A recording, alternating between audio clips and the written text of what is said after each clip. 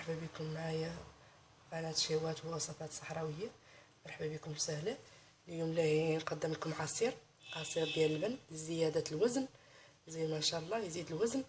الا تبعونا غادي يزيد الوزن وصحي وفيه ياسر من الفوائد.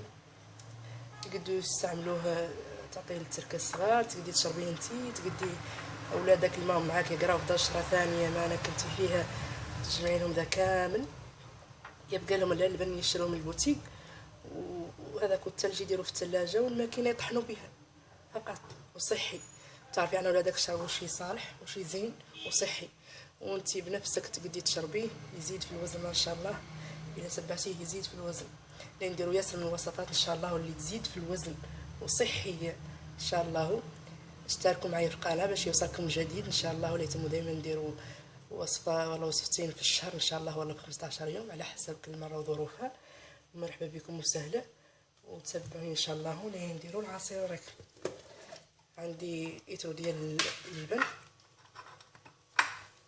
عندي هنا 4 تمرات ولا 5 اللي ديريهم. هنا عندي 6 كرموسات، كرموس يابس. اللي عنده كرموس جديد يديرو. عندي هنا اللي ندير 4 حبات ديال القرقاع اللي نديرهم شويه من العنب اليابس، وعندي كوتشار ونص ديال العسل. اللي عنده العسل الحر يديرو، اللي عنده العسل العادي مول يديرو. وعندي مكعبات الثلج، درك اللي ندير مكعبات الثلج على هذا اللبن. اللي ندير قدر 4 تمرات، قدر 4 كرموسات. هذا القرقاع نحاول نمسحو ساعة ما نديرو باش ما يقعد لي مر. هذه الجلفه اللي تعود كحله نقلعها. ها قبيله انا نقيت وحدات. ديك الجلفه وين ديريها معاها ما هي مقلوعه، يعود مرو الطريقه ديالو. تقدري تدخليه الفران يعود حامي مطفيني، تدخلي ديريه في طاوه وتدخليه يعني يدفى شوي، وتجي ساهله عليك تقلع هذه الجلفه. هذا القشور الفيت يجيك ساهله تقلعيه.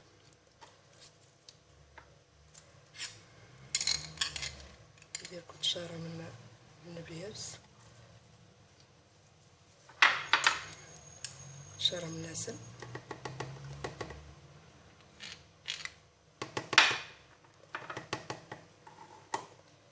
درك ليه نطحنو.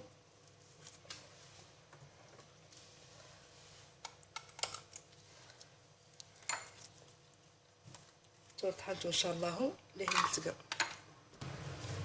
وين طحنا عصير يجي على النبت. اللي بغى يصمو، بالنسبه حد اللي يعطيه التريكه صغار ولا شي يقد يصمو باش ما يكدر عليهم، وكاع نطحن كامل ولكن ما يكدر عليهم. هذا اللي بقى من تمر يعني باليابس ما هو مطحون. هذا العصير صحي وزين ما شاء الله، زين بالنسبه اللي بغى يزيد الوزن.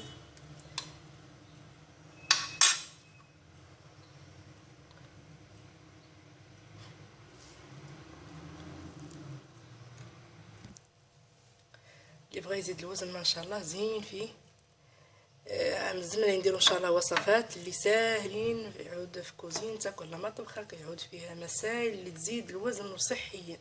تقدري لا تعطيها لولادك وتشربيها انت ان شاء الله. ديروا لايك وشاركوا معايا في القناه باش يوصلكم الجديد دائما ان شاء الله. ولي نقدموا وصفات زينه سواء في زياده الوزن سواء في الطبخ ان شاء الله، منها تقليدي ومنها عصري. ومرحبا بكم وسهلا وشكرا.